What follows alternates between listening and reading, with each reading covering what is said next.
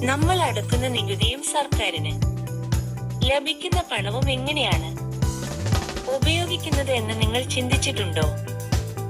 സംസ്ഥാനത്തിന്റെ മുഴുവൻ സാമ്പത്തിക നിയന്ത്രണവും കൈകാര്യം ചെയ്യുന്ന കേന്ദ്രമാണ് ധനകാര്യ വകുപ്പ്. സർക്കാരിന്റെ വാർഷിക ബജറ്റ് തയ്യാറാക്കുന്നത് മുതൽ ഓരോ വകുപ്പിനും ചെലവിനുള്ള അനുമതി നൽകുന്നത് വരെ, എവിടെ നിന്നാണ് വരുമാനം, എവിടെ നിന്നാണ് വരുന്നത്, ചെലവ് എവിടേക്ക് പോകുന്നു എന്നതിന്റെ മുഴുവൻ കണക്കും ഈ സംവിധാനത്തിലൂടെ നിയന്ത്രിക്കുന്നു. സർക്കാർ പദ്ധതികൾ നടപ്പാക്കാൻ പണം അനുവദിക്കണോ വേണ്ടയോ എന്ന് തീരുമാനിക്കുന്നതും ധനകാര്യ വകുപ്പാണ്. നികുതി സംവിധാനം, ശമ്പള വിതരണം, പെൻഷൻ, കടബാധ്യത, വായ്പകൾ എന്നിവയെല്ലാം ഒരേ നിയന്ത്രണത്തിൽ നിർത്തുന്നു.